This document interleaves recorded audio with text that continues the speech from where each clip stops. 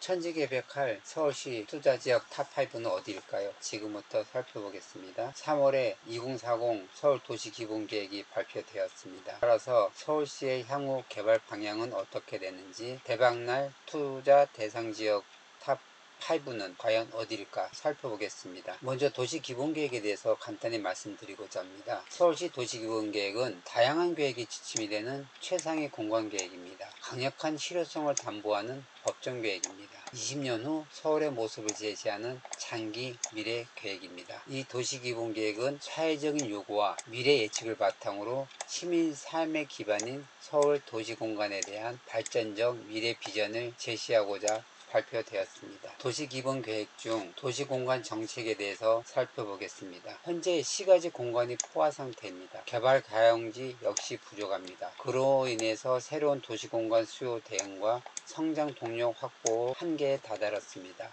새로운 유형의 인프라가 요구되고 있습니다. 자율주행 차량, UMA 등 미래 교통을 위한 첨단 인프라 구축이 필요한 시점으로 다가왔습니다. 결국 도시성장과 기능 강화를 위한 새로운 도시공간 창출이 필요한 상태입니다. 도시공간 정책의 또 한 부분을 보겠습니다. 도시정비가 정체되어 있고 환경이 상당히 악화되어 있습니다. 결국 정비사업 추진 동력이 저하되고 쾌적한 도시환경 조성 요구가 증대되고 있는 시점입니다. 최근 10년간 재개발구역 지정이 상당히 급감하였습니다. 이로 인해서 도시계획 규제 완화가 요구되고 있습니다. 규제 서울 10년 넘게 컵바퀴 돌고 한강변 족쇄 35층 층고가 규제되어 있고 규제를 따르면 수익 30%가 줄어드는 상황입니다. 그래서 지역 특성과 미래 변화를 고려한 유연한 도시계획이 요구되고 있는 실정입니다. 사회적 요구와 여건 변화를 고려한 공간정책의 변화가 필요한 시점에 다다랐습니다. 이를 위해서 서울시에서 수립한 공간계획을 살펴보겠습니다. 서울도시기본계획 6대 공간계획을 보면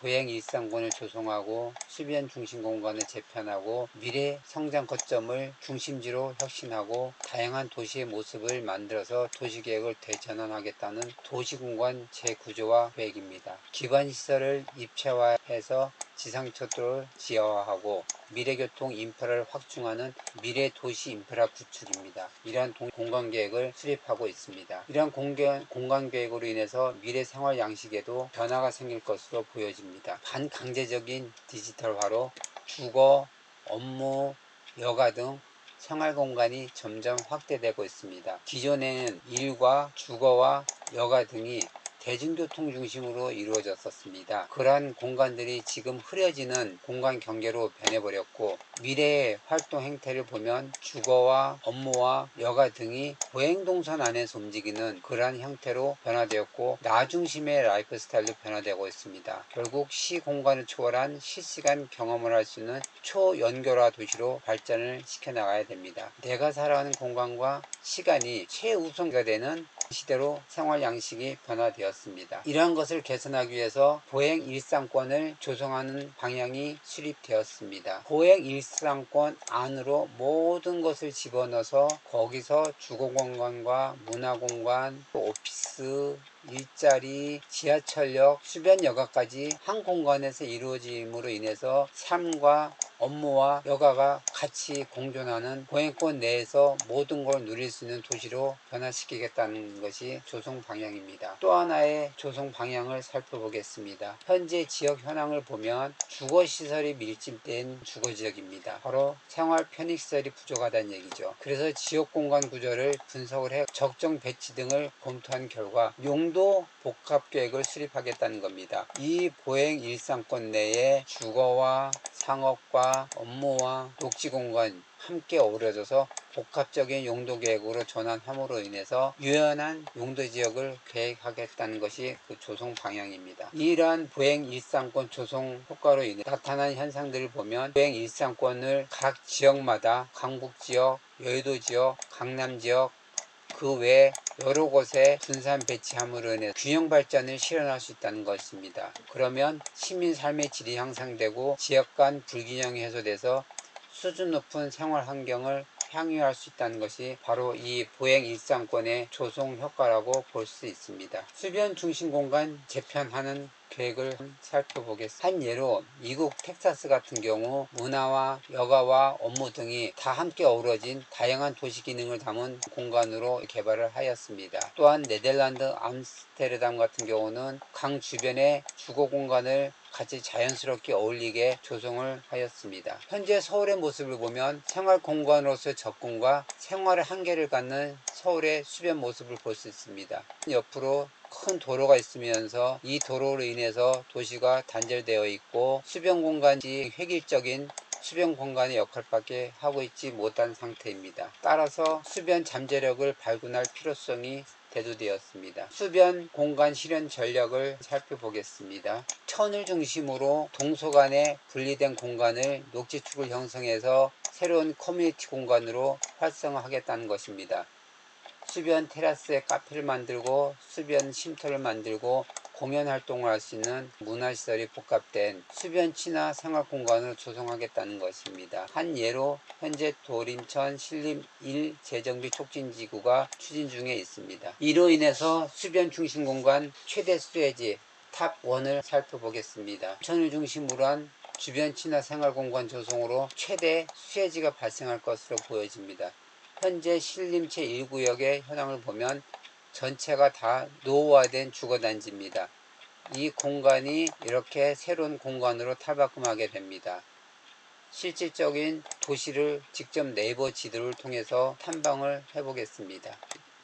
일단 이송 지도를 먼저 한번 보겠습니다. 서울대 벤저타운역을 중심으로 도림천이 있고 좌측에 2구역이 신림 제1구역 재개발구역 지정된 지역입니다. 그 반대편 우측으로는 노후도시들이 형성되어 있기 때문에 향후 개발될 가능성이 상당히 높은 지역입니다. 서남권의 대표적인 노후 저층 주거지 밀집지역인 관악산과 도림천 사이에 있는 신림 1구역 재정비 촉진지구가 현재 신통기획 심의 통과한 상태며 약 4천여 세대로 탈바꿈될 예정입니다.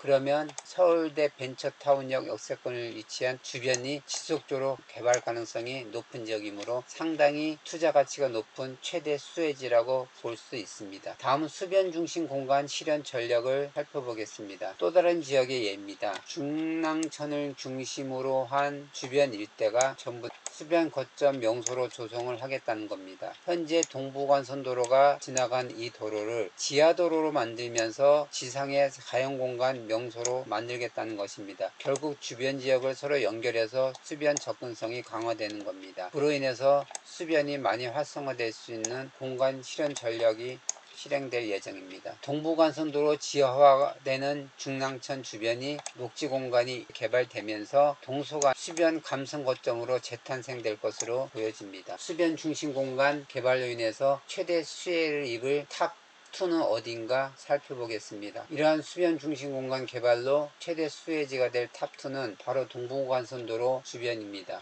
보시다시피 동부간선도로 일대 장안동, 군자동, 중곡동, 면목동 일대가 최대 수혜지로 발생될 걸로 보여집니다. 지도를 통해서 직접 찾아 들어가 보겠습니다.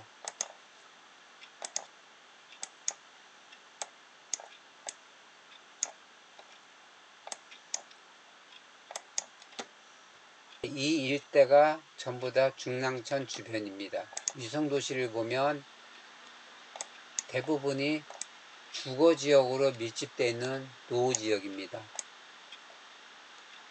오래된 노후주택지구들을 향후 중랑천의 이 개발로 인해서 가장 혜택을 받을 수 있는 유망지역이라고 생각이 됩니다. 다음은 서울 도심 혁신계획입니다. 여의도와 용산을 연계한 한강 중심의 글로벌 혁신 코어를 조성하겠다는 계획입니다. 그림에서 보듯이 여의도 국제금융지구와 용산을 서로 연결하는 연계 개발을 통해서 이 일대가 전부 새로운 모습으로 탈바꿈될 예정입니다. 그로 인해서 색광과 여의도 배후지원을 위한 노량진이 연계된 사업들이 계속 이루어질 예정으로 보입니다. 이러한 수변 중심 공간 개발로 최대 수혜를 입을 탑 3번째에 대해서 살펴보겠습니다. 보시다시피 여의도를 중심으로 한 좌측에 있는 영등포 구청역 일대와 노량진역을 중심으로 한 노량진동이 가장 특혜를 받을 것으로 보여지고 현재 일부 지역은 모아주택 등으로 추진 중에 있습니다. 직접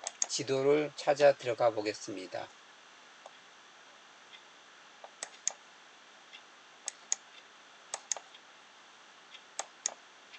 보시면 여의도 좌측 영등포구청 일대 여기와 특히 가장 많이 노후화되어 있는 노량진역을 중심으로 한 노량진동 일대는 상당히 혜택을 많이 받을 것으로 보여지고 일부 지역은 현재 모아타운으로 개발 추진 중에 있습니다. 다음은 지상철도 지하화를 통한 기반시설 입체화에 대한 내용입니다. 현재 지상철도의 실태를 보겠습니다. 여러가지 문제점을 유발하고 있습니다. 도시 공간이 단절되어 있고 주변 지역이 환경이 상당히 악화되어 있습니다. 이렇게 단절된 철도로 인해서 두 도시 간의 연계성이 결여되어 있고 보행 및 도로 체계가 단절되어 있습니다. 또한 철도 주변 소음이 일반 지역의 약 1000배에 이르다 보니 소음, 진동 등 생활 환경이 상당히 악화된 상태입니다. 그러면 이 구역을 어떻게 개발할 것인지 살펴보겠습니다. 단절된 동서를 통합할 수 있도록 서울역, 용산역, 노량진역, 영등포역 일대를 다 개발함으로 인해서 서울의 미래 성장 중심 공간으로 조성이 될 수 있습니다. 한 번에 할 수 없다 보니 단계적으로 지하화를 검토해서 미래 성장 중심 공간을 조성할 계획입니다. 공공기여나 철도 부지의 가치, 공공재원을 활용해서 공공재원의 부담을 최소화하는 전략으로 이어갈 예정입니다. 철도 지하화로 최대 수혜집을 탑4는 어디일까요? 수색역 중심입니다. 수색역을 중심으로 이 일대가 개발이 되면 최대 수혜지가 발생할 것으로 보여지는 주변 일대, 바로 북과자동 쪽이 아닐까 생각이 듭니다. 이 구역이 최대 발생 지역이고 지도를 통해서 한번 자세히 들어가 보겠습니다.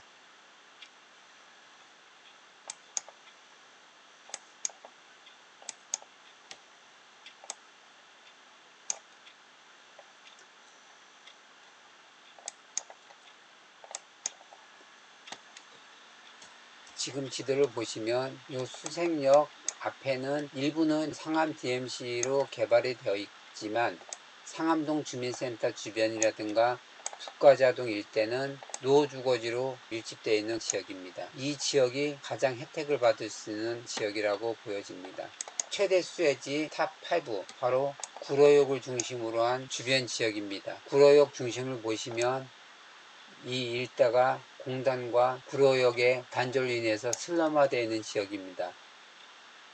또한 우측 역시 많은 노후화된 주택들이 밀집되어 있는 지역입니다. 지도를 통해서 주변을 들어가 보겠습니다.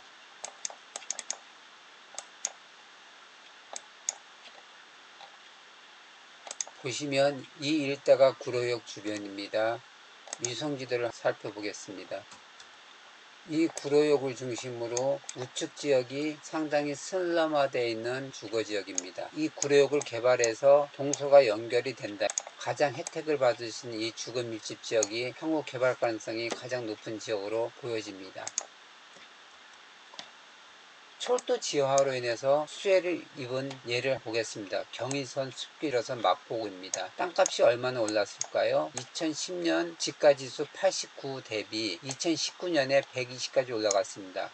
이렇게 많은 집가가 올라가다 보니 주변 지역 역시 상당히 혜택을 볼 것으로 보여집니다. 이상으로 서울 도시기본계획이 수립된 현황을 바탕으로 최대 수혜지가 될 아주 대박날 미래 투자지역 탑5에 대해서 알아보았습니다. 구독, 좋아요 부탁드립니다. 지금까지 토탈 프리미엄 서비스 부동산 마켓이었습니다.